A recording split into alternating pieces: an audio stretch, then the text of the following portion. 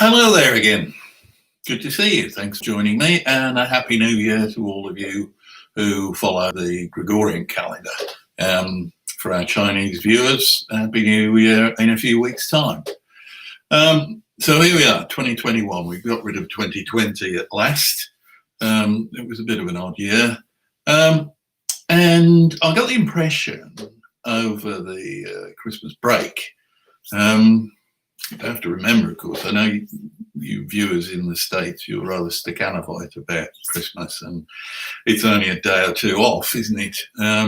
But for Europe, it's pretty much a 2-week lockdown these days. I should say Europe and the UK now, I guess. But anyway, a lot of stuff did go on while you were at home with your feet up. And I thought it would be useful just to highlight some of that. In case you missed it. There was, for instance, in the States, actually, some developments in the US Gulf terminaling sector, which are quite significant, part of an ongoing trend, of course, to improve the capability of US energy and hydrocarbon producers to export their product to the world. Buckeye Partners completed the second deepwater dock at the South Texas Gateway Terminal in Corpus Christi. Corpus Christi is becoming quite a hub these days for energy exports. What this has done is basically doubled crude oil export capacity at the site, which is a joint venture with Phillips 66 and Marathon.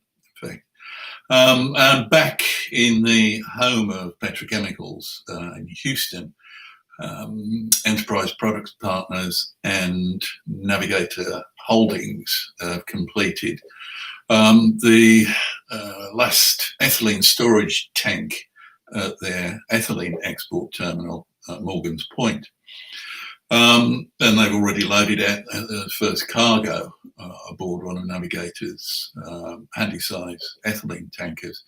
That's considerably interesting, I think, to have ethylene coming out of the States in such big volumes. There's a ready market for it, of course, not least in Asia. So that all happened in the end of December. Meanwhile, there was a lot of action as well in the sort of road logistics and intermodal sphere, not least news that GATX has only gone out and bought Trifleet Leasing, Trifleet being, I think, the 4th largest tank container lessor in the world. GATX has a lot of interests in leasing rail tank cars. So you can see there's some sense in that, and it looked like a pretty good price, actually. I forget where it was off the top of my head, but yeah, not a vast amount of money.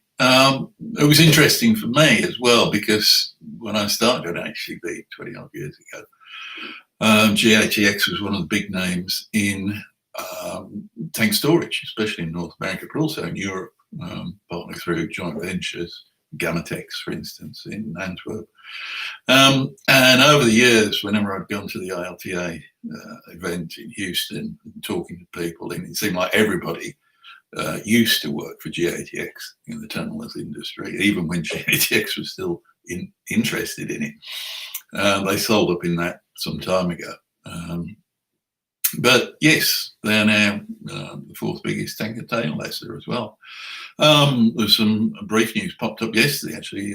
Den Hartog has acquired, or agreed to acquire, I can't remember if it's closed yet, the Tudis tank transport wing, which is very big in Finland, the Baltic states, and that adds to Den Hartog's liquid logistics operations in Northern Europe quite considerably.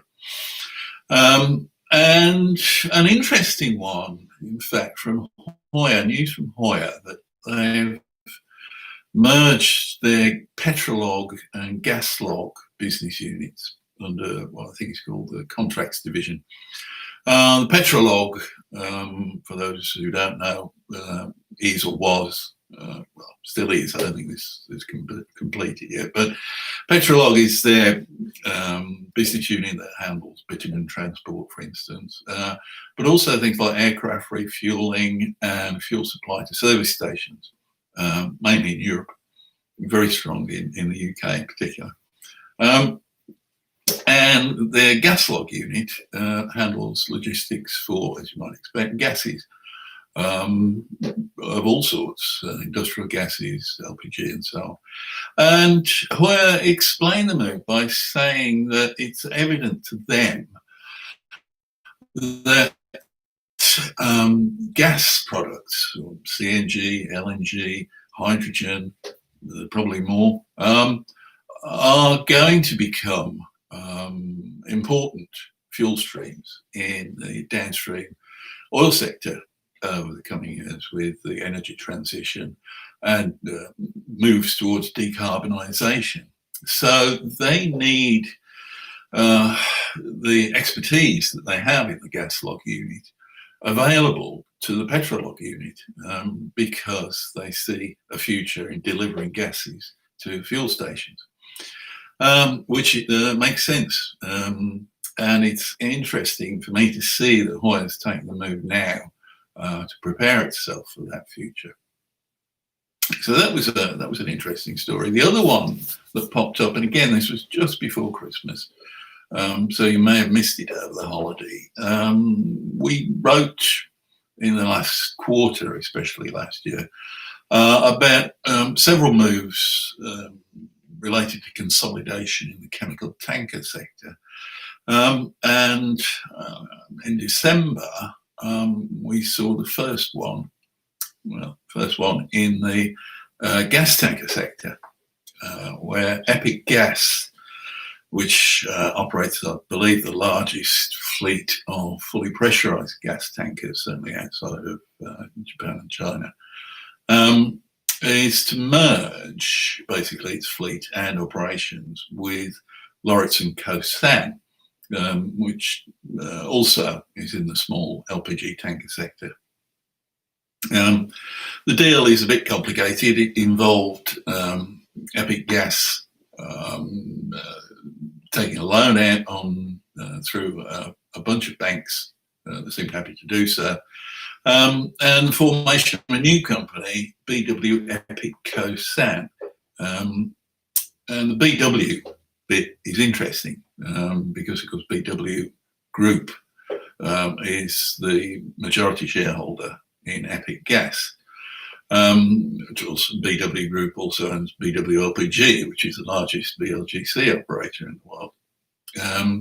And noticeable also that BW has taken a, I think, 9% stake in Avance Gas, which is one of the other major VLGC operators, and a larger slice bought WL Ross, Ross's share in Navigator Holding, which is the handysize specialist in gas tankers. But this new BW Epic Co. San has a pretty big fleet, 77 ships, I think, and operations around the world. And it's, I guess, in an era of uncertainty and volatility, the sentiment, I think, is that bigger is better, provides protection against supply disruptions in one particular area or in one particular trade, and also makes access to capital easier, I believe. And BW Epic Co. San will still remain listed on one of the small Oslo exchanges.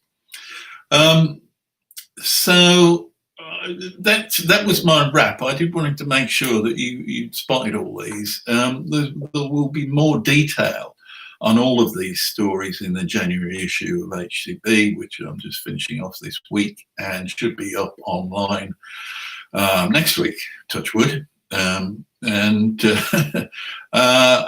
some of those stories are already up on our website, HCB Live. So go there if you want more information on those. Meanwhile, it's chilly and on a grim day here in Sussex, so I hope it's better where you are. And thanks for watching. I'll look forward to seeing you next week. Bye for now.